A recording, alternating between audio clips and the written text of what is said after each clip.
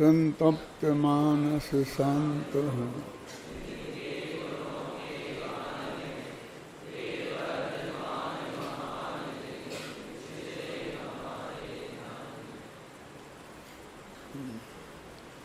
Page number 392, 392।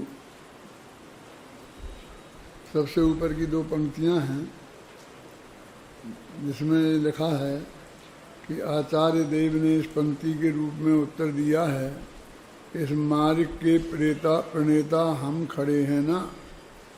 स्वयं को प्रणेता कहकर आचार्य श्री शिष्यों को हिम्मत दे रहे हैं। मुनि धर्म इतना महान है, इतना दुष्कर है कि यदि अंतरंग में तीन कसाय के अभाव रूप शुद्धि ना हो तो उसका पालना बहुत कठिन है। कसाय पहाड़ में ऐसा लिखा है कि या तो मुनि धर्म तीन कसाय के अभाव में पलता है या फिर तीव्र कसाय में पलता है। समुपत्तिक कसाय लिखिए उसे। क्यों? कि वो जगत के जीवन से एकदम अटपटा जीवन है। यदि अंदर में उतनी शुद्धि नहीं हो, अंतरंग हृदय सामान्य ग्रस्तों ही जैसा हो और बाहर यदि वो धारण करना पड़े तो वो बहुत भारी पड़ता है। तो तीव्र कसाय के काम के बिना वो संभव नहीं है। वैसे भी शुभोपयोग का काल जो मुनिराजों के है, जो सत्य वीतरागी मुनिराज है ना, उनका भी वो तीव्र कसाय का ही काल है। क्या कह रहे हैं आप? मैंने भीतरागी संत हैं, मुनिराज हैं, जो 7वें गुणस्थान से 6वें गुणस्थान में आए हैं, तो वो तीव्र कसाय में हैं।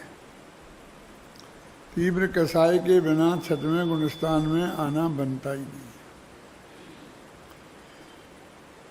ये बात सुनकर आप लोगों को भी अटपटी लग रही होगी और दुनिया तो इसे बर्दाश्त ही नहीं करेगी।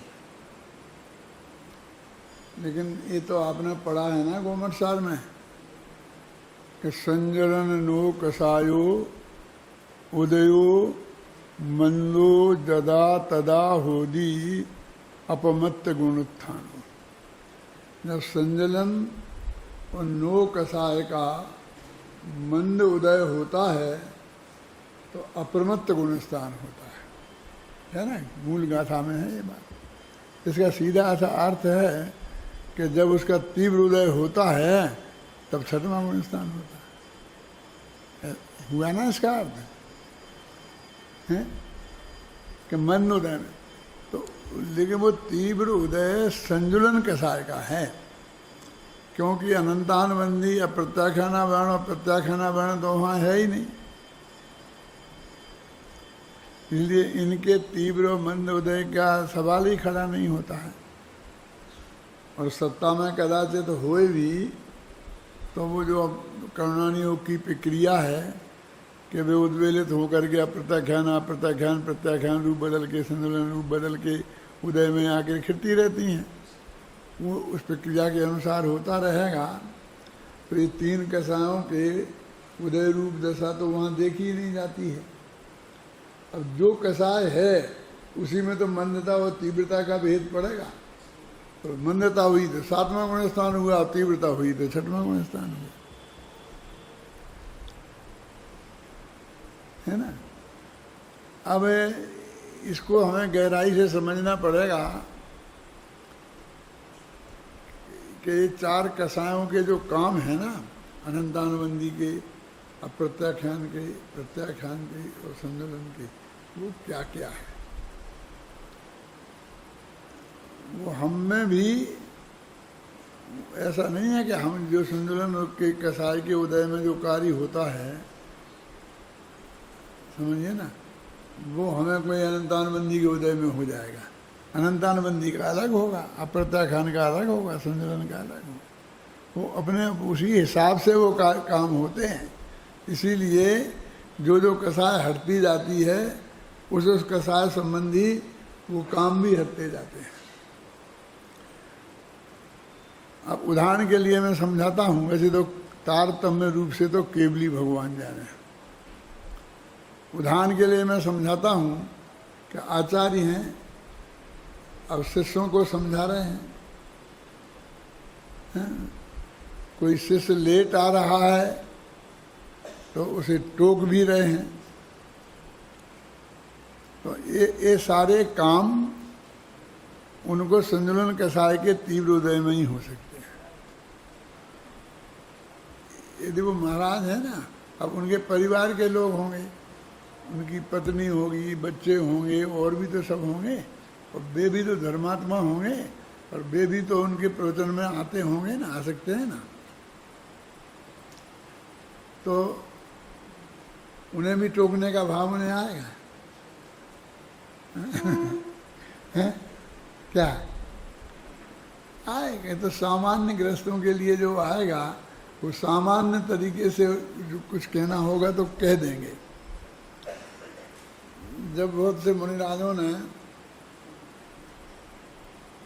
अपना सोनगढ़ के विरुद्ध, जयपुर के विरुद्ध आदेश निकाले थे, वो एक युग था, इतिहास था, वो जिसमें कब लिखा जाएगा कि नहीं तुम लोगों को पता है कि नहीं पता है, आदेश निकाल दिए थे दिगंबर जैन नहीं। गुरुदेव के सामने जब ये प्रश्न आया तो उन्होंने तो यही कहा कि हमें दिगंबर किसने बनाया था जो हमें गैर दिगंबर घोषित करे। हम तो अपने ही विचार से, अपने ही चिंतन से, अपने ही निर्णय से दिगंबर बने थे, और हम यदि दिगंबर मिटेंगे तो अपनी ही भूल से मिटेंगे। इसमें दूसरे के आदेश का क्या काम?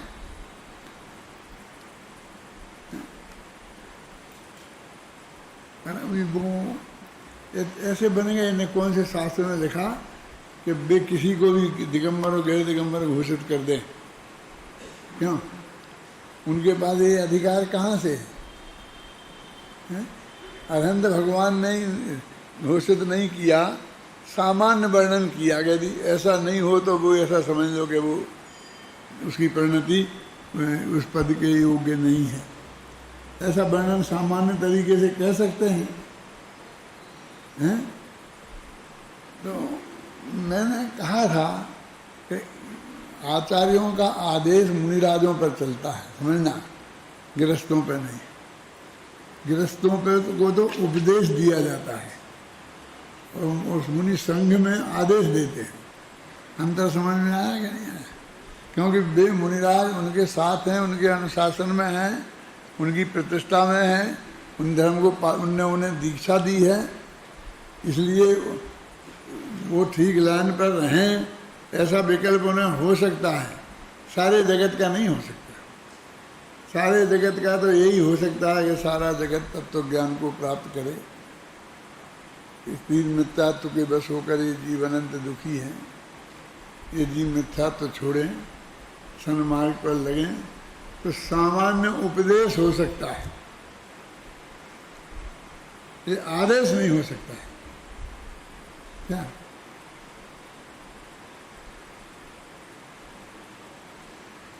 ये अजैनों में ऐसा होता है? राजाओं को आदेश देते हैं संत उनके गुरु महाराज हैं, और फिर उनके माध्यम से उन्होंने क्या क्या किया सो तो मालूम है। इनको नष्ट कर दो, इनके मंदिर तोड़ दो, इनकी मस्जिद तोड़ दो, जो भी समझ लो वो ऐसे ही काम होते हैं फिर। क्योंकि वो समझते मेरे हाथ में सब कुछ सत्ता है, मैं ये सब मालूंगा, ये सब कर देंगे। उनको ये विकल्प आना ही नहीं चाहिए किसी को आदेश देने का। आप समझ में आए ना? क्या नहीं ना? जैसे आहार दान की विधि का उपदेश दे सकते हैं, आदेश तो नहीं दे सकते हैं कि तुम ऐसा करो पर्टिकुलर चीज के लिए। तो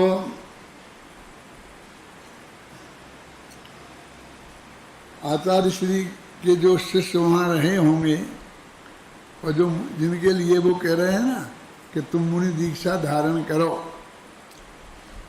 पढ़े जदु सामान्यम, तुम सामान्य को धारण करो। तो उनके लिए एक तरीके से ये आदेश नहीं, आश्वासन है कि भाई कोई बात होगी तो हम बताएंगे, लेकिन वो ऐसा ही है कि कोई छोटी मोटी बात होगी तो, बाकी 99% तो आपको अपनी बात समझना चाहिए और आप उसके काबिल हों तो ही आपको दीक्षा लेना चाहिए। कि आप तो कह रहे धारण करो, तो उपदेश तो ऐसे ही दिया जाएगा, है ना। जब सेना में भर्ती होती है ना, आप इतिहास में पढ़ेंगे कि जब ये हिटलर था जर्मनी का, कोई सारे विश्व युद्ध चल रहा था दूसरा, तो अंग्रेज लोगों का राज्य था हिंदुस्तान में, तो अंग्रेज लोग उसके एक प्रमुख पार्टी में से थे। हिटलर के विरुद्ध जो पार्टियां थीं उसमें ब्रिटेन, अमेरिका, ये सब शामिल थे। तो हिंदुस्तान के से अभी उन्हें सैनिकों की ज़रूरत है। तो ये अमेरिका, इंग्लैंड ये क्या करते हैं कि अपने देश का नागरिक ना मर जाए, यदि कहीं युद्ध में भेजे और उनके 5 सैनिक मर गए तो उसका बहुत दुख मना, तुम्हारे 1000 मर जाए तो उन्हें कुछ नहीं। वे ऐसे नालायक होते हैं कि वे ये भी सोच सकते हैं कि मैं चाहूँ तो 10 दिन के अंदर मैं पूरे अफगानिस्तान को साफ कर सकता हूँ, विश्व के नक्शे से गायब ही कर सकता हूँ कि कहीं कुछ यहाँ कुछ था, लेकिन मैं 10 लाख लोगों को मारना नहीं चाहता। इन्हें मेरी सत्ता ये है कि मैं ऐसा कर सकता हूँ, उड़ा दूंगा, बम फेंक दूंगा, मर जाएंगे। हाँ? क्या कह रहे हैं इसे पता ही नहीं है, क्या कह रहा है, क्या क्या कह रहा है।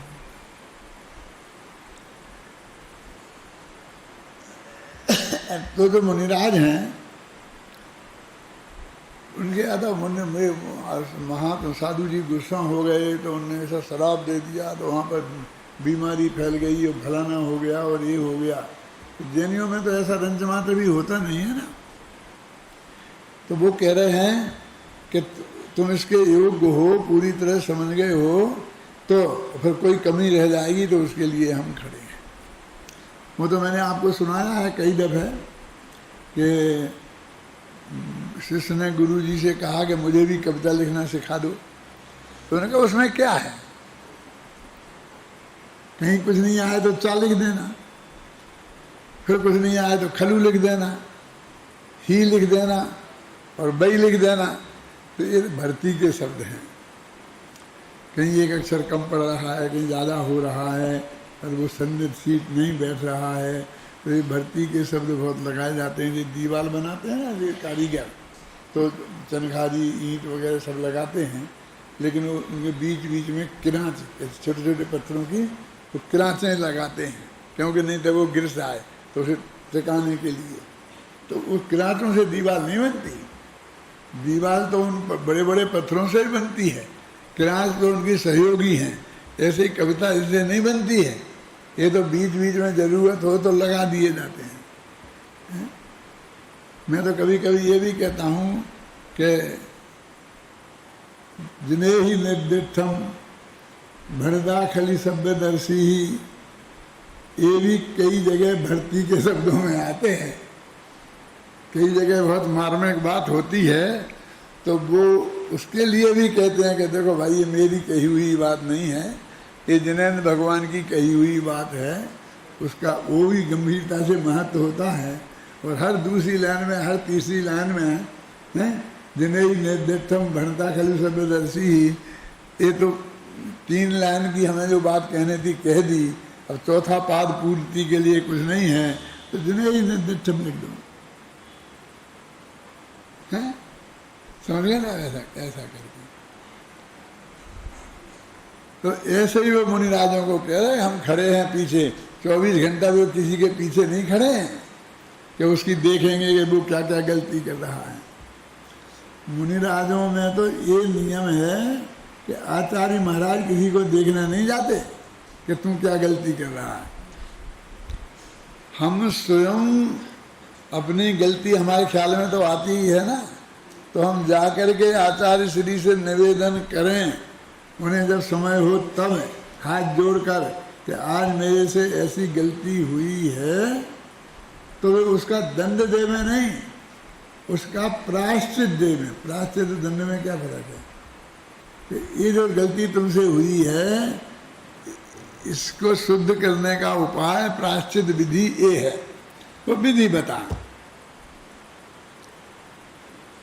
और जैसे मैंने एक जगह कहा था कि एक शिष्य आए और उन्होंने कहा मुझे प्रवचन में नींद आ गई, इसलिए मैं आपसे चाहता हूं कि मुझे इसका प्रायश्चित दो, क्या करेंगे? उन्होंने कहा अच्छा तुम्हें नींद आ गई तो 3 दिन के उपवास करो, 3 दिन आहार को बंद। फिर दूसरा शिष्य आया तो उन्होंने कहा मुझे प्रवचन में नींद आ गई। वो चाहता तो जो उसे दिया था वही दंड वो ले लेता, कि नहीं बोलो आचार्य श्री से सीधा कहा। आचार्य ने कहा तुम्हें नींद आ गई? कि हाँ। तो अब 3 दिन तक तुम उपवास नहीं करोगे, इसका नियम। क्या मतलब? एक ही अपराध और दंड 2 प्रधान के, इसमें से ये निकलता है कि ये दंड नहीं है, क्योंकि दंड तो एक से ही होगा, लेकिन प्रायश्चित है। प्रायश्चित है माने वो जो पहले आया था ना, वो जवान था एकदम मस्त, उसके जोश में खाना ना जम के खाना खा लेता था और फिर प्रवचन में बैठता था तो नींद आती थी। तो कहा कि थोड़ा सा इनका जोश ठंडा हो जाए, जैसे जवानी थोड़ी उतर जाए, क्या इसके लिए उसे 3 दिन का उपवास कराया था। और वो जो दूसरा आया था वो वृद्ध था, उपवास कर लेता था तो कमर में दर्द हो जाता था, बैठता था तो नींद आने लगती थी, तो उसे कमजोरी के कारण नींद आती थी, और फिर तो बात ज्यादा करता था। तो उनने कहा कि अब 3 दिन तक तुम उपवास नहीं करोगे तो तुम्हें कमजोरी नहीं होगी, तो नींद नहीं आएगी। तो नींद नहीं आने की उनने विधि बताई, उसका नाम है प्रायश्चित। वो गलती होने से उसका नाम प्रायश्चित दिया, विधि बताई, दंड नहीं दिया। दंड होता तो फिर वो एक सा होता सबको, हैं समझे ना? प्रायश्चित तो वो ये कहते हैं कि हम खड़े हैं तो फिर वो 24 घंटा इसी के लिए खड़े रहें, तो फिर हो गया उनका कल्याण। देखो वैसे ही विचारों के लिए प्रतिबंध है कि आचार्य पद पर जब तक रहेंगे, उपाध्याय पद पर जब तक रहेंगे, तब तक उन्हें केवल ज्ञान नहीं होगा। सीधा अर्थ छपक श्रेणी नहीं चढ़ पाएंगे। शास्त्र ने कहा उन्हें मोक्ष नहीं होगा। अब मैं और आपको नीचे उतार के लाया हूँ, क्योंकि जो अनंत हो जाएंगे वे मोक्ष तो जाएंगे, केवल ज्ञान हो जाएगा वे तो मोक्ष जाना ही है। जो छपक श्रेणी चढ़ेंगे वे तो केवल ज्ञान हो गई, तो यहीं से लगेगा ना प्रतिबंध। तो छपक ही श्रेणी नहीं चढ़ेंगे, माने 7वें गुणस्थान तक जाएंगे, लेकिन वो छपक श्रेणी का आरोहण नहीं करेंगे, क्योंकि इतना बोझा माथे पे रखकर ऐसा ध्यान नहीं किया जा सकता है कि केवल ज्ञान हो जाए। तो आचार्य बनने की इतनी बड़ी सजा तो वे पहले ही भोग रहे।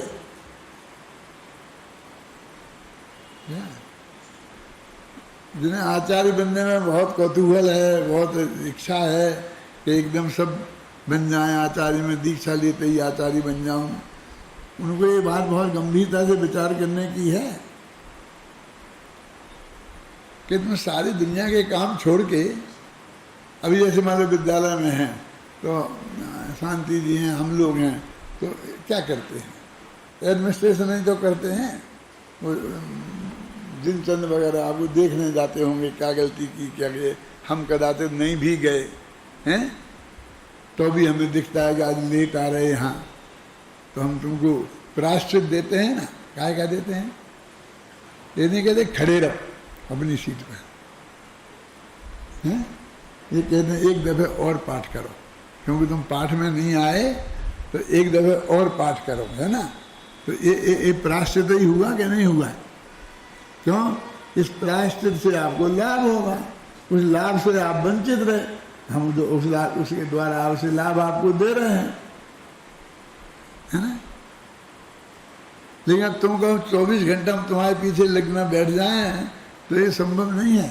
हमारे पास आपके माँ बाप आते हैं, मिलते हैं बहुत प्रेम से और सब आपका नाम बताते हैं कि हमारा लड़का आपके यहाँ पढ़ता है। हम पूछते हैं कौन सी ईयर में है, यहाँ वो साथ 3 साल हो गए, 2 साल हो गए, इसमें हो गए। फिर कहता है ज़रा जैसे ही बदमाश है, ज़रा अच्छा है, आलसी है, थोड़ा आप ध्यान रखना। सब कहते हैं, क्या कहे, क्या जवाब दें? बोलो शांति जी हो, साहू करने की कोशिश करते हैं, हम तो जानते ही नहीं हैं। हम तो जानते ही नहीं हैं और जानने की कोशिश भी नहीं करते हैं, हैं? कि वो लड़का कौन है, क्या है, कैसा है, हैं? और हम उसका सचमुच पर्सनली तो कोई ध्यान हम किसी का रखते नहीं सकते, समझ आए ना? पर्सनल ध्यान रखने के लिए मान लो पहले शांति जी हैं, वे भी कितने का रख पाएंगे? तो आप के क्या नाम उनका, जिनचंद हैं, और जिनचंद के बाद और हैं 2-1, उनके नाम में पूरी तरह से याद नहीं रहते मेरे को, हैं? सोचता हूँ कि याद रहे मेरे को, लेकिन भगवान के याद न रख करके उनके याद रखूँ, क्या दम है? ऐसे ही काम चला लेता हूँ ना कि भाई आपके 2 और सहयोगी हैं, वो आप तक पहुँचेंगे। मेरे कहने का मतलब इन आचार्यों में भी ऐसा होता है, आगे आएगा। कोई मेरे आपका आचार्य होते हैं, कुछ अलग अलग ऐसे आचार कई तरह के होते हैं जो काम उनको वो देखने का रहता है। जो बड़े आचार्य महाराज कंपनाचार्य थे, वो 700 मुनि थे, तो अपन तो 200 में क्या हालत हो जाती है, तो 700 में क्या होता होगा? भले ही मुनि हो कोई हो, जो कमियां जो है वो तो सब एक से ही होते हैं। मानव जाति में जो कमजोरियां हैं वो तो सब में एक सी ही होती हैं, है ना? देखो, इसमें जो मेरी टिप्पणी लिखी है वो पढ़ के आपको सुनाना चाहता हूँ। मैं मुँह से तो बोल भी दिया कई दफ़े, लेकिन कुछ रह जाता है, कुछ छूट जाता है, कुछ बोलता हूँ, कुछ छूट जाता है। हमें ये शब्द सुनकर ऐसा लग सकता है कि अभिमान से भरे शब्द हैं, किंतु ये अभिमान से भरे हुए शब्द न होकर आत्मविश्वास से भरे हुए शब्द हैं, अर्थात शिष्यों में आत्मविश्वास भरने वाले शब्द हैं। अपने एक 9-10 महीना का बच्चा होता है घर में, अब वो खड़ा होने की कोशिश करता है, खड़ा नहीं हो सकता, है ना? चलने की कोशिश करता है, 2 कदम रखता है, वो गिर जाता है। तो अपन क्या करते हैं? हाँ नहीं हो कोशिश कर। तो वो डरता है कि मैं गिर जाऊंगा। तो नहीं हम हैं, हम खड़े हैं, देख, ऐसा हाथ लगाते हैं, लेकिन उसको सहारा देते नहीं हैं, दूर ही खड़े रहते हैं। लेकिन उसे समझना कि हाँ मेरा संरक्षक कोई खड़ा है, तो वो करता है कोशिश। तो ऐसे उन राजों की बात है जो अभी नए उस बालक जैसे हैं, तो खड़ा होना सीख रहे हैं। उनको इसकी ज़रूरत है क्या कि हम तुम्हारे साथ खड़े हैं? यह वह पंक्ति है जिस पंक्ति को पढ़ने के बाद गुरुदेव श्री उछल पड़े थे। वे इन शब्दों पर इतने लीन गए थे, इतने भाव विह्वल हो गए थे, मानो अमृतचंद्राचार्य साक्षात ही उनसे यह कह रहे हों कि तुम्हारे पीछे हम खड़े हैं ना, क्यों चिंता करते हो? कि वे तो साधु नहीं थे, तो उनने ऐसा क्यों महसूस किया? देखो, वे जिस संप्रदाय से छोड़ करके यहाँ आए थे, उस संप्रदाय के बारे में उनके क्या विचार थे, वो विचार तो कई जगह दफे उनके प्रवचनों में प्रकट होते रहते हैं। उन्हें बताने की ज़्यादा ज़रूरत मैं नहीं समझता। लेकिन जब जिस धर्म को उन्होंने स्वीकार किया था, दिगंबर धर्म को, और वहाँ से साधु थे ना, और यहाँ आगे उन्होंने स्वीकार किया, तो घोषणा तो कर दी कि मैं तो सामान्य गृहस्थ हूँ। अब वो कोई साधु के वो हम नहीं, मैं साधु नहीं हूँ, मतलब तो साधु के नियमों को पालने के लिए भी बाध्य नहीं हूँ। मेरे में होंगे ही नहीं, मेरे से पलेंगे ही नहीं। फिर भी उन्हें धोती कुर्ता क्यों नहीं पहना? आज तो तुम धोती कुर्ता का, टोपी का प्रश्न करते हो, कल ये भी कहोगे सूट पैंट क्यों नहीं पहना? क्योंकि फिर तो जब वो पहने गृहस्थ के तो सभी लिबाज हैं, सभी एक से ही है ना, कोई ज़्यादा फर्क नहीं है। ऐसा नहीं समझना कि तुम सूट पैंट पहनते हो तो तुम ज़्यादा शौकीन हो, और हम धोती कुर्ता पहनते हैं तो हम कम शौकीन हैं, ऐसा मत समझना। हम भी ये टोपी एड़ी टेढ़ी हो ना तो हमको पसंद नहीं, हम उसे भी, हम भी उसे संभालते हैं, हम भी उसे देखते हैं। और हम, आप समझेंगे ना, हम भी नीट एंड क्लीन पहनना चाहते हैं, हमें भी शौक है, ऐसा नहीं है। एक दफे युगल जी प्रवचन कर रहे थे, उन्होंने कहा था, तो मैंने कहा था युगल जी ऐसा हम लोग भी कम शौकीन नहीं हैं। आप क्या समझते हैं अपने को? आप कम शौकीन नहीं, हमसे ज़्यादा शौकीन हैं? क्या बोल रहे हो? मैंने कहा देखो, तुम जो ऐसी जब वो पहनते हो ना, वो एक कमीज पहनते थे जैसी भी, तुम वैसी नहीं पहन के मेरे जैसी पहनो, नहीं पहन सकते, क्योंकि तुमने वो अपनी ड्रेस बना ली है। अब तुमको ये पहनने में शर्म लगती है, तुम टोपी नहीं लगा सकते, क्योंकि तुमने बना लिया कि मुझे बिना टोपी के रहना है। और मैंने एक बात ऐसी कही थी कि तुमको भी अच्छी नहीं लगेगी, उन्हें तो लगी ही नहीं थी। मैंने कहा देखो, तुम्हें 20 से मांग निकालते हो, मानो वो मांग निकालते थे तो ऐसी 20 से निकालते, जैसी महिलाएं निकालती हैं। मैंने कहा था आप यहां से क्यों नहीं निकालते, कल से यहां से निकाल के लाया करिए। सब शौकीन हैं, क्योंकि हम गृहस्थ हैं ना। हम समझते हैं हम 84 वर्ष के हैं तो हमें धोती कुर्ता ही पहनना चाहिए। क्यों? अब घर पे पजामा पहन लेते हैं, लेकिन प्रवचन में तो धोती कुर्ता ही पहन के आते हैं ना, सज धज के आते हैं, टोपी मोपी लगा के अप टू डेट बन के आते हैं ना, चश्मा वश्मा लगा के। मैं ये कह रहा हूँ कि ये होता है, कौन कैसा है ऐसा नहीं है कि धोती कुर्ता ये है, ये शौक नहीं है और सूट पैंट शौक है, ऐसा कुछ नहीं है।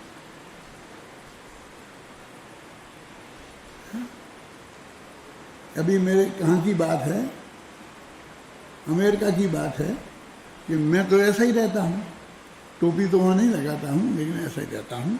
और हमारे साथ के पंडित जाते हैं तो वो सब ड्रेसों में रहते हैं, कुर्ता पजामा भी पहनते हैं, सूट पैंट भी पहन लेते हैं, सब भी कर लेते हैं। तो फोटो सेशन हुआ, मैं एक बात समझाने के लिए आया, तो सब आए तो एक दो पंडित ऐसे कुर्ता धोती उसमें अप टू डेट दुपट्टा डाल के, कोई ऐसा लगे कि आए नाम नहीं बताऊंगा तो वो दूसरे लोग कहने लगे अच्छा तैयार हो गया। अरे भाई, बोले तुम सब एक से है ना, सब एक से ही दिखते, पता नहीं चलता कौन प्रवचनकार है और कौन श्रोता है। इसमें नाता तो अलग दिखते ही हैं और बीच में बैठते हैं तो अलग दिखेंगे ही, लेकिन हम लोग ऐसे खड़े रहते हैं, बैठे रहते हैं तो दिखता नहीं है। हमारे देख के हम दिखेंगे तो कि हम भी प्रवचनकार हैं।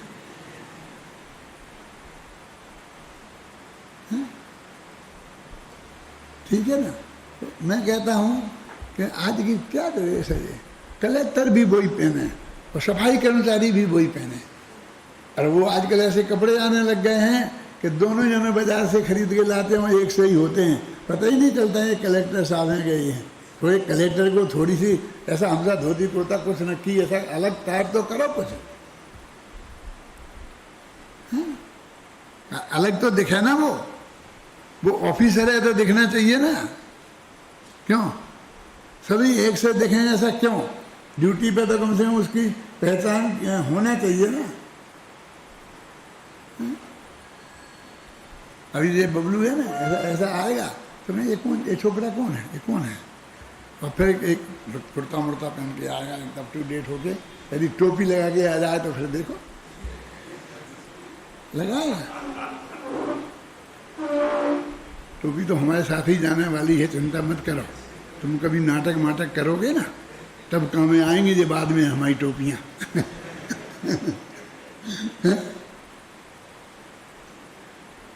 यानी गृहस्थोचित जो गृहस्थी में हैं उसके योग्य उनको शौक से रहना चाहिए, ये कह रहा हूँ मैं, आप घबराना नहीं। कलेक्टर साहब ऐसे चाय जैसे कपड़े पहन के, एक चड्डी पहन करके, बनियान पहन करके कलेक्टर हाउस में पहुंच जाए तो चलेगा? हैं? उन्हें बंद गले का कोट, ऐसा उनकी भी कुछ है ना, कुछ नियम, ऐसा उनको पहन के आना चाहिए। तो स्वामी जी थे, साधु थे पहले, अब्बे यहाँ दिगंबर हो गए, तो अब्बे उन्हें तुम क्या कहते, सूट पैंट पहन लेते, वे धोती कुर्ता पहन लेते, वे चद्र में ही रहेंगे। चद्र में ही रहे तो लोग कहते साधु का वेश उन्होंने छोड़ा नहीं। अरे ये साधु का वेश है ही नहीं। हमारा तो लिंग पावर में लिखा है कि एक नग्न निगंबर वेश, एक उत्कृष्ट आपकों का इलक सुलक का वेश और एक अधिका का वेश। तो तीन वेश हैं, तीन हैं, चौथा वेश है ही नहीं। तो चौथे में किसी में भी रहें क्या फर्क पड़ता है? पूजा करते वक्त हम भी तो वैसे ही हो जाते हैं, वैसे ही दुपट्टा हम डाल लेते हैं, वैसे ही ड्रेस पहन लेते हैं, कर लेते हैं कि नहीं कर लेते हैं। कोई वो ड्रेस है ही नहीं साधु की। लेकिन हम उनसे अपेक्षा करें कि भाई हम जैसे ऐसे कपड़े पहन लें, ये कोई बात नहीं है। हमने उनसे कभी नहीं कहा कि आप ये पहन लो, उनने हमसे नहीं कभी कहा कि तुम छोड़ के चदरा ओढ़ दो। क्या ख्याल में है ना? तो वो ये कहते हैं कि वो साधुओं के लिए, जो नवसिखिया साधु हैं, उनके लिए आश्वासन के शब्द हैं। ग्रंथारंभ में आचार्य देव ने पंच परमेश्वरियों को नमस्कार करके मोह और क्षोभ से रहित साम्य भाव धारण करने की प्रतिज्ञा की थी। कब? जब प्रवचन सार शुरू हुआ था तब, और कहा था कि यह साम्य भाव ही चारित्र है। आया था, कहाँ कहा था? नमो जोशो समोति निर्दिष्ठो, मोह खोए विहीणो परिणामो अप्रणो समो। उक्त चारित्र को धारण करने के लिए जिस तत्व ज्ञान को जानना अति आवश्यक है, उक्त तत्व ज्ञान की चर्चा ज्ञान तत्व प्रज्ञापन और ज्ञेय तत्व प्रज्ञापन अधिकारों में करने के उपरांत, अब वो ये कह रहे कि तुम दीक्षा धारण पढ़ बज्जतु सामान्यम, तो कब कह रहे? 200 गाथाएं लिखने के बाद। माने इतना तो कम से कम तुम समझो, पढ़ो, ऐसा नहीं कि एकदम आकर के बैठे हो चल दी। प्रथमानी योग में ऐसा आता है कि राजा साहब लड़ाई लड़ने गए थे, हाथी पर बैठे लड़ रहे थे और वहीं उन्हें वैराग हो गया। क्यों? तो हाथी पे से उतर के सीधे गुरु महाराज के पास गए, वो दीक्षा ले ली, और गुरु महाराज नहीं हुए तो अपने जिनेन्द्र भगवान के सामने ले ली, नहीं कोई हुआ तो अपने साक्षी करके खुद दीक्षा ले ली। आता है ना? तो क्या उनने कहाँ पढ़ा रहा है? उनसे किसी ने कहा क्या तुम 200 गाथाएं पढ़ के आओ? तो ऐसा मान के नहीं चलो कभी कुछ नहीं समझते थे। वे भी तो तुम जैसे ग्रस्त थे, सामान्य थे, वे भी सब स्वाध्याय करते होंगे, वे भी पढ़ते होंगे, तो वो सब बातें सामान, वो उन्हीं की ये बात है कि वे तत्काल जाके दीक्षित हो गए। जो बिल्कुल नहीं समझते होंगे वे तो उसी विधि से बराबर पढ़ करके ही हुए होंगे। वे तो किसी साधु के पास ही जाएंगे, वे तो जानते ही नहीं साधु कैसे होते हैं, साधुओं का आचरण कैसा होता है, उन्हें कैसे रहना चाहिए। ख्याल में है ना? ग्रंथारंभ में है ना, ये पढ़ दिया, ज्ञान तत्व प्रज्ञापन और ज्ञेय तत्व प्रज्ञापन को जानकर पंच परमेश्वरी को नमस्कार पूर्वक हमने चारित्र धारण किया है, ऐसा कह रहे हमें करना चाहिए। यदि तुम दुखों से छूटना चाहते हो तो उसी प्रकार क्या ज्ञान तत्व और ज्ञेय तत्व को समझकर वो पंच परमेश्वरी के स्मरण पूर्वक तुम भी चारित्र धारण करो। ये नहीं कहा कि तुम आ जाओ बैठे ही बस खत्म, फिर बाद में हम देख लेंगे।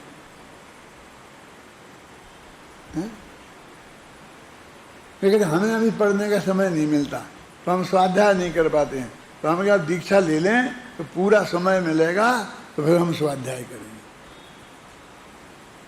अब वो ये समझते ही नहीं है कि दीक्षा लेने के पहले सम्यक दर्शन ज्ञान होना चाहिए। वे तो दीक्षा इसलिए लेना चाहते हैं कि पढ़ने को समय मिल जाए।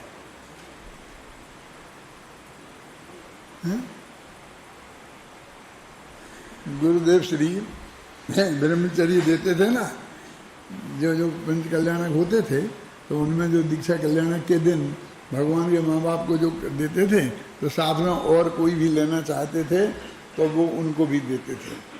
तो कोई भी आगे ऐसे बीच में खड़ा हो जाए और ये कहे कि हमें दीक्षा दे दो, तो वे ऐसा नहीं देते। पहले उनसे संपर्क करो, वे आपकी योग्यता समझेंगे, आपको कितना स्वाध्याय है, आपकी कैसी परिणति है, कैसी आपकी स्थितियां है, फिर समझेंगे और फिर यहाँ से तय करेंगे। तो वहाँ तुम खड़े होगे तो तुम्हें भी ब्रह्मचर्य विद देते थे। वो देने के पहले भी इतना पक्का करते थे। और ये सोनगढ़ की सच्ची घटना है, जो आप सोच रहे हो वो नहीं सुनाऊंगा, दूसरी है कि वो प्रतिष्ठाचार्य कहता है ना कि अभी भगवान के माँ बाप दीक्षा लेंगे, ब्रह्मचर्य व्रत लेंगे, और को भी जो लेना चाहे तो वो भी खड़ा हो जाए। तो एक प्रतिष्ठाचार्य बहुत पुराने पंडित थे, वे खड़े हो गए। अब वो तो पहले से तय नहीं हुआ था, तो गुरुदेव से जाके कहा नहीं था कि मैं ब्रह्मचर्य व्रत लूंगा कुछ में। अब वे प्रतिष्ठाचार्य बड़े पंडित थे, पूरे पंच कल्याण के हेड वो थे, समझ ना। अब गुरुदेव भी रह गए, सब लोग भौचक्के रह गए, उनसे कौन कहे कि इसका नियम ऐसा है, पहले आपको ऐसा करना चाहिए। तो सब सन्नाटा छा गया। तो अब गुरुदेव ने बहुत बहुत मतलब वो थे गंभीर, तो उन्होंने कहा ठीक है, पंडित जी है ना, ठीक है, मतलब पढ़े ही होंगे, स्वाध्याय किए ही होगा, इतना सब समझते ही होंगे, बहन को बुलाओ। समझ रहे क्या कह रहा हूँ मैं? गुजरात में सब महिलाएं बहन होती हैं, समझ रहे ना आप? माने पत्नी को भी बहन बोलते हैं। क्या पति भी अपनी पत्नी को बहन बोलता है, कहता बहन, बहन को दे देना है। हम कहते हैं ना तुमसे, एक किताब है, भाई को दे देना, ऐसा कहते, क्योंकि बहन को दे देना। वहाँ हर आदमी, बहन माने महिला, बहन माने कोई पत्नी नहीं, बहन नहीं, बहन माने कुछ नहीं, कि बहन को बुलाओ। उनने कहा बहन को बुलाओ माने पत्नी को बुलाओ। अब ब्रह्मचर्य व्रत लेना है तो पति पत्नी एक साथ ही लेते हैं ना। उन्होंने कहा पत्नी तो का स्वर्गवास हो गया है लास्ट ईयर। वे 75-80 वर्ष के थे पंडित जी, पहले ही पता लग रहा था। फिर उन्होंने कहा स्वर्गवास हो गया है, तो गुरुदेव का जरा ऐसा हो गया। बोले क्या कर ब्रह्मचर्य क्या चल रहा है, क्या वही ना। अब क्या लेना क्या देना, आप समझ गए ना। मैंने तो 60-70-80 वर्ष के हो ही और पत्नी का स्वर्गवास हो गया है। अब क्या ले रहे हैं हम, क्या दे रहे हैं? फिर भी थोड़े से चेहरा गंभीर करके दे दिया। मेरे कहने का अर्थ ये है कि वो पूरी पात्रता पहले होनी चाहिए।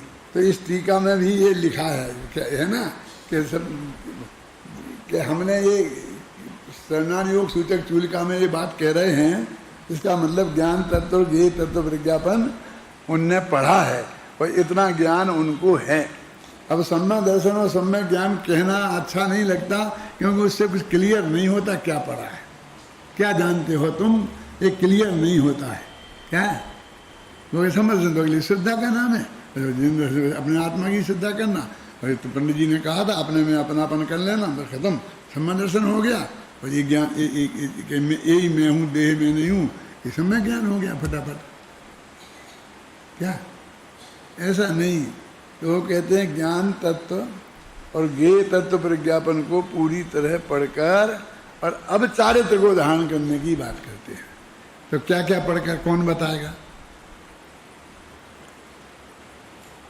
तेरे से ही पूछता हूं, क्योंकि कोई और बता नहीं पाएगा। लेकिन तू नहीं बता पाएगा तो मेरी भी इज्जत जाएगी। बताएगा ना? बता, खड़े हो गए।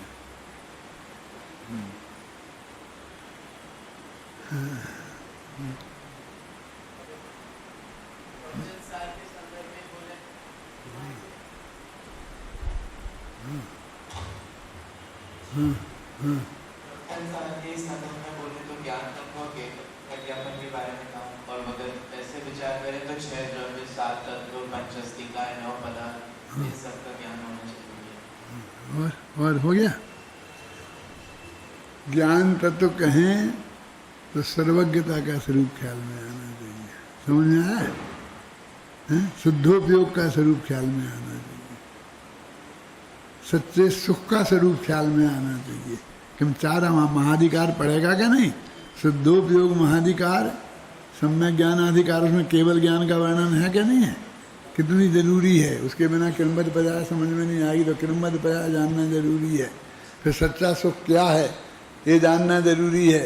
और ये जगत का सुख सच्चा सुख नहीं है, ये शुभोपयोग अधिकार में जानना जरूरी है। इतना जाने, फिर ये तत्व प्रज्ञा मन ज्ञान का तत्वों का सामान्य स्वरूप जाने, फिर तत्वों का द्रव्यों का विशेष स्वरूप जाने, फिर ज्ञान और ज्ञेय का विभाग जाने, अपने पढ़ाई पहचान करें। इतना ज्ञान अवश्य होना चाहिए। मैं ये अपेक्षा करता था। समझ में आया ना? और ये कल परसों मैंने बताई थी, ऐसे नहीं कि वो जो आपने इन दोनों अधिकारों में है, वो 6 द्रव्य साधन, तो पूरे जैन धर्म की बात हो गई। वो ये ज्ञान तत्व, ज्ञेय तत्व प्रज्ञापन को जानने वाले, उसमें जो मुद्दे की बातें हैं, इन मुद्दे की बातों को जानने बिना वो दीक्षा लेने का अधिकारी नहीं है। स्पष्ट हो गया। तो सम्यक सम्यक ज्ञान कहो, चाहे सर्वज्ञता का भरोसा कहो, और चाहे सर्वज्ञता का भरोसा करो। देखो, एक बात शायद मैंने कल आपसे कही थी कि नहीं कही, 2-3 दिन से कहने का विकल्प है। अपने जो पुराण साहित्य है ना, अब कमल जी, तो पुराण साहित्य पे किन को लिखा, किन के पुराण बनाए, हमारा क्यों नहीं लिखा? जिनके पुराण हैं, पद्म पुराण, पांडव पुराण, तो 24 तीर्थंकर पुराण है ना, हमारा क्यों नहीं लिखा? तो उन्होंने कहा भाई 63 साल के पुरुषों का चरित्र का वर्णन करते हैं। आया कि नहीं आया? ये मोटा आइडिया है ना, कि किन का करना। तो सीधी सच्ची बात है, जो मोक्षगामी जीव हैं उनका करना, उनका वर्णन करना। वर्तमान योग का उद्देश्य क्या है? जो भव्य हैं, मोक्षगामी हैं, उनका करना। अब उनमें बीच में 2-4 अभव्य फंस जाएं और आ जाएं तो आ जाएं। जैसे कि मान लो उनके भाई हों। हमने पासनाथ की बात करी और पासनाथ का के साथ में कमठ की भी आ गई, तो आ गई, हम क्या करें? मतलब वो ऐसे लोगों की कहानी उसमें ऐसी आ गई, आपातकालीन जैसी। लेकिन असलियत में आचार्य का उद्देश्य तो 63 सलाका के महापुरुषों का जीवन चरित्र करना है, माने मोक्षगामी जीवों का करना है। यानी इसलिए वे जो कहानी कहेंगे शांति जी, वो कहानी कब खत्म होगी? 6 डाला के बारे में मैं कहता हूँ। 6 डाला की कहानी कहाँ से शुरू होती है? काल अनंत निगोद मझार बीतो एक इंद्री तनधार। कहाँ खत्म होती है? रही है अनंता अनंत काल यथा तथा से, यानी निगोद से शुरू होती है और मोक्ष में खत्म होती है। ठीक है। अब जितने भी तीर्थंकरों के, महापुरुषों का, चक्रवर्तियों का जो भी वर्णन करेंगे वे मोक्ष तक ले जाएंगे। अब कुछ तो ऐसे हैं कि इसी भव से मोक्ष जाने वाले हैं, तो उनकी कहानी कहेंगे, थोड़ी पीछे से कहेंगे तो 9 भव पकड़ लेंगे, जो भी पकड़ लेंगे, जितने भी भव समझ आए ना महत्वपूर्ण, वो भूतकाल की हो जाएगी। तो वो तो हो गई, तो इसलिए जान सकते हैं। अब जो जीव ऐसे हैं कि जो अरबों वर्ष बाद मोक्ष जाने वाले हैं, तो उनकी कहानी भी जब तक खत्म नहीं होगी जब तक वे मोक्ष नहीं चले जाएंगे।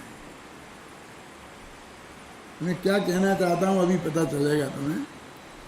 तो कह रहे थे ना कि सीता का जीव गया है 16वें स्वर्ग में, 22 सागर की आयु है। रावण के लक्ष्मण के जीव हैं 7वें नरक में, तो 7 सागर की आयु है। तो 22 सागर में 7 में तो बहुत फर्क है। फिर नरक से निकल आएंगे और फिर यहाँ वहाँ घूमेंगे, बहुत टहला टहली करेंगे। तो सीता का जीव आएगा, फिर वो तीनों, एक होगा बाप और 2 होंगे बेटे, तुमने सुने। और फिर ये तीनों दीक्षा ले लेंगे और तीनों सरवार सिद्धि जाएंगे। तो वहाँ 33 सागर तक लटके रहेंगे, 22 सागर तक। यहाँ कितना लंबा काल हो गया, मैंने इतने काल बाद वो तीर्थंकर होंगे और मोक्ष जाएंगे। सुन, ये कहानी है ना। तो यदि उन्हें कहानी सिर्फ राम की सुनानी है, लेकिन अब वे उनके सगे भाई, वे उनकी पत्नी और वे उनके प्रतिद्वंदी, तो उनकी कहानी कहे बिना जो अकेली राम की कहानी सुनाए कैसे? बोलो, आप लिख दो रामायण जिसमें न लक्ष्मण हो, न रावण हो, न सीता हो। ख्याल में आए ना आपकी बात है? और अब जो जब तक मोक्ष नहीं जाएंगे जब तक कहानी खत्म नहीं होगी, पद्म पुराण खत्म नहीं होगा। तो मैं ये कहना चाहता हूं कि उन भव्य जीवों की जिनकी अरबों वर्ष बाद जिन्हें मोक्ष जाना है, उनकी कहानी शुरू की तो वो तो अरबों वर्ष बाद खत्म होगी। इसलिए हर कहानी में भविष्य की घोषणा होगी, क्योंकि यहां से जो आगे की बताएंगे, धातकी खंड द्वीप के तीर्थंकर होंगे। धातकी के खंड क्यों हो जाए, जम्बू द्वीप के क्यों नहीं हो जाए? इतना ट्रांसफर तो करवा दो मिनिस्टर साहब से कहके, हैं? क्यों साहब? हैं? और वे उनके गंधर हो जाएंगे, वे उनके फलाने हो जाएंगे। यानी कहने का अर्थ है कि इतना भविष्य की नक्की नहीं हो तो वे कहानी कैसे पूरी हो। यानी पूरा प्रथमान योग इस बात के लिए समर्पित है कि अनंत भविष्य की घोषणाएं करें और वो कभी झूठी नहीं हो। अब हमसे पूछते हो तो कौन से शास्त्र में लिखी क्रमबद्ध पर है? तर्क समझ में आया कि नहीं आया? बात तो वही है, कोई नई नहीं है, लेकिन उसी को एक नए तरीके से कि भाई भविष्य की क्या महावीर की सुना दी होगी, हर एक की थोड़ी सुनाई। अरे कैसे नहीं सुनाएंगे? जो इसकी भविष्य मोक्ष जाने हैं तो उनकी नहीं सुनाएंगे। अब महावीर की भील से सुनाना शुरू करी है। भील से मारीच होते ही होते सैकड़ों हम निकल गए, लाखों वर्ष निकल गए। फिर वहां से चली, और बीच में एक आध दो बड़ी बड़ी पर्याय थी, उनमें चक्रवर्ती की पर्याय थी, नारायण की पर्याय थी, मालूम? उनको तो गिनते ही नहीं है। मारी से सीधे महावीर। मेरे कहने का मतलब कितनी भविष्य की घोषणाएं होंगी है, तो सोचो आप। कैसे अंधे लोग हैं कि जिनको वे पूछते हैं कि कहाँ लिखी, सब कुछ नक्की है, भूत भविष्य है, ये कहाँ लिखा? क्यों? तुम लोग 5 साल रहो और तुम्हारे अंदर ये बात घुस जाए मजबूती से, भाई हमारा काम हो गया। ऐसा नहीं कि हमारा मत चलाना है, ऐसा नहीं, तुम्हें सच्चा तत्व ज्ञान प्राप्त हो जाए, सम्यक ज्ञान प्राप्त हो जाए। ये जो बोला ज्ञान तत्व प्रज्ञापन और ज्ञेय तत्व प्रज्ञापन का ज्ञान उन्हें हो गया। ज्ञान तत्व प्रज्ञापन का ज्ञान हो गया माने, बोलो खड़े हो जल्दी, तो होशियार तुम दिख रहे इसलिए बोल रहा हूँ, पूछो बोलो क्या? और हैं? हाँ उसका, हाँ और हाँ और हाँ हाँ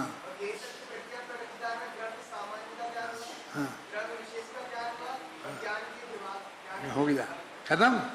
क्या छोड़ दिया इसने? बोलो जल्दी, खड़े हो, फटा फटा। क्या छोड़ा इसने? हैं हैं? क्यों मत पर याद छोड़ी? अरे शुद्धो क्रिया सबसे पहला अधिकार है क्या नहीं है, जिससे सारा काम होना है। पहला अधिकार तो शुद्धोपयोग अधिकार है क्या नहीं है? समझ में आया? बहुत महत्वपूर्ण था ना, कोई महाधिकार अधिकार है ये उसमें। तो इतना भूत इतना भविष्य, ये सब ये इसमें सब आ गया। सम्यक दर्शन हो जाए इससे कि पूरा भपर होगी कहानियां सुनने से कि हाँ, क्योंकि आत्मा अनादि अनंत है। इस समय सार में तो बाद में पढ़ोगे, उन कहानियों के माध्यम से वो आत्मा अनादि अनंत सिद्ध हो गया ना, अनादि का है और अनंत काल तक है, हैं?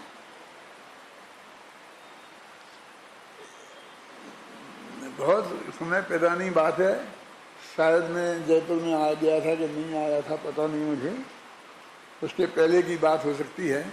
मैं सोलापुर गया था, तो सोलापुर में एक आश्रम था और उनके वे सुमति बहन थी जो पद्मश्री गवर्नमेंट ने उन्हें दी थी, और बहुत अच्छी महिलाएं थी और त्यागी तपस्वी थी, ब्रह्मचारिणी थी, वो आश्रम चलाती थी लड़कियों का। उस आश्रम में मैं गया, उसकी प्रिंसिपल विद्युत लता बहन थी एक, तो सब मैं गया वहाँ, तो मेरा प्रवचन रखा, सारे लड़के ऐसे तुम बैठे ऐसे सारी लड़कियाँ बैठी थी।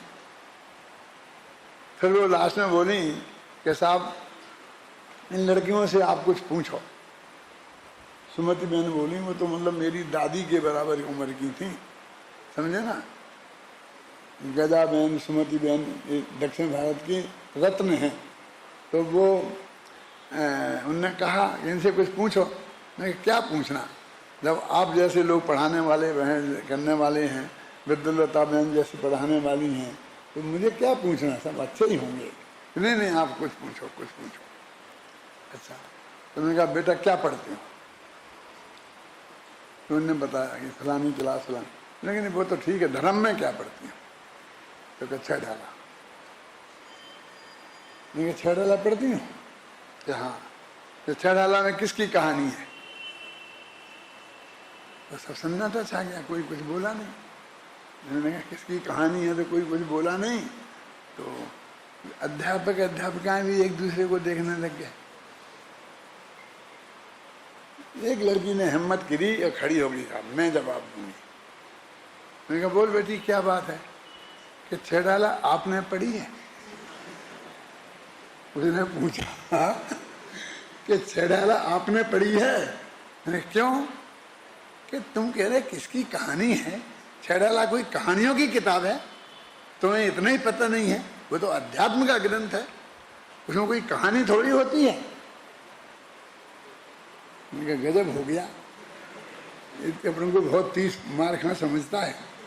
भरी सभा में एक लड़की ने इज्जत उतार दी। मैंने कहा बेटा मैंने पढ़ी थी शुरू में थोड़ी, तो उसमें लिखा था तास ब्राह्मण की है बहु कथा, कछु कहूँ कही मुनि था। तो उसमें उस जीव के घूमने की बहुत लंबी चौड़ी कहानी है, तो मैं थोड़ी सी कहूँगा। क्या है, तो वो बहुत लंबी चौड़ी, लेकिन मैं पूरी नहीं सुनाऊंगा। कछु कहूँ कही मुनि यथा, जैसा सर्वज्ञ भगवान ने गणधर देव ने कही है, ऐसी मैं थोड़ी तुम्हें सुनाऊंगा। तो मैंने कहा प्रतिज्ञा की है उनने कि मैं कहानी सुनाऊंगा। तो मैंने आगे नहीं पढ़ा था, तो मैंने सोचा कहानी कही होगी, अब मुझे क्या पता कभी हम मुझे धोखा दे जाएंगे। अरे मैंने कहा बेटा कहानी है, किसकी है, हमारी है, तुम्हारी है, सबकी है ना।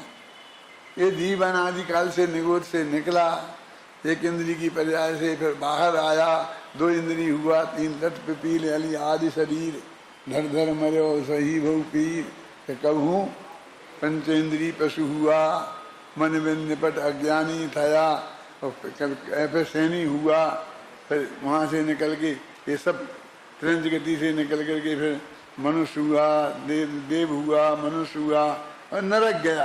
क्यों, बहुत चारों गतियों में घूमते घूमते क्यों घूमा, तो फिर ये बताया कि वैसे मिथ्यादृ ज्ञान चरण, बस भ्रमत भरत बुद्ध के जन्म मरण हैं। फिर उससे निकलने का कैसे निकला, तो ऐसे वो है ना कि पद बनते भिन्न आप में रुचि साम,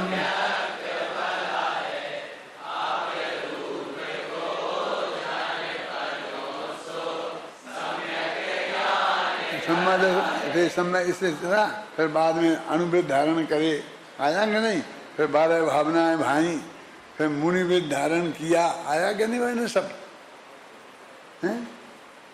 और फिर आत्मा का ध्यान किया, और आत्मा का ध्यान क्या है, यूँ चिंत निज में फिर भये जिन अकथ जो आनंद लहो शुभ इंद्र नाग नरेंद्र वा अहिमेंद्र के नाही कहो। और अंत में मोक्ष ले गए तो रही हैं अनंतानंत काल, हो ना, है ना पूरी कहानी। किसकी है, हमारी तुम्हारी सबकी है ना। अब कोई कोई बीच में चल रहे, कोई की पूरी हो गई, जो मोक्ष में पहुंच गया उनकी कहानी पूरी हो गई। अब जो जिनकी बीच में चल रही वो बीच वालों की सुनाएंगे, तो आगे भविष्य की भी सुनाएंगे कि नहीं सुनाएंगे। यदि मालूम होगा तो सुनाएंगे, पक्की तो है ही, मालूम है और नहीं मालूम है ये अलग बात है। आज तक वो अंत तक वे मरी नहीं जब तक याद करती नहीं मेरी एक छेड़ा लगी पढ़ाई के कि हाँ यार ये बात तो सच्ची है, हमने तो ध्यान ही नहीं दिया था, हमने तो ध्यान ही नहीं दिया था, हमने तो ध्यान ही नहीं दिया था। तो ऐसे ही ये सब बात अभी मेरे समय बहुत तेजी से पूरा हो रहा है, इस पेज को कम से कम मैं पूरा करता हूँ। कल से तो शिविर है ना, है ना। मैंने कह दिया था आप लोगों को कि अभी जितना मैं आपको पढ़ाऊंगा फिर शिविर से फिर शुरू करूंगा, घबराना नहीं। द्वारा भी थोड़ा सुनने को मिल जाए तो घबराना नहीं, रिपीट होगा, लेकिन इतना लंबा नहीं चलाऊंगा। जैसे 4-5 दिन में चलाया उसे 1-2 दिन में ही निपटा दूंगा, फिर आगे बढ़ूंगा। ख्याल में आई ना। देखो आचार्य देव की वाणी में कितना आत्मविश्वास और करुणा भाव प्रस्फुट हो रहा है। वे मात्र इस बात को कहते ही नहीं हैं, अपितु अगली गाथाओं में उनकी टीका में मुनि धर्म ध्यान करने की विधि बताते हैं। उनने कहा था मैं खड़े हूँ, तो कहते आगे में बताए उनने कि ऐसा करना, माँ से ये ऐसे बोलना, पत्नी से ये बोलना, पूरी ट्रेनिंग दे रहे वो। बच्चों से क्या कहना वो सब आगे आने वाला है कि नहीं। विगत गाथा में कहा गया है कि सामान्य को धारण करो, और अब इन गाथाओं में बता रहे हैं कि दीक्षा धारण करने के पूर्व दीक्षार्थी को क्या क्या करना चाहिए। सबसे पहले अपने संबंधियों से छुटकारा पाकर पंचाचार धारण करने के लिए आचार्य देव के पास जाकर अत्यंत विनय पूर्वक दीक्षा लेने की प्रार्थना करना चाहिए। इन गाथाओं में छुटकारा पाने और दीक्षा ग्रहण करने की विधि का निरूपण है। आगे तो घर वालों से कैसे छुटकारा पाना, क्यों छुटकारा पाना और दीक्षा कैसे लेना, उसकी चर्चा आचार्य आरंभ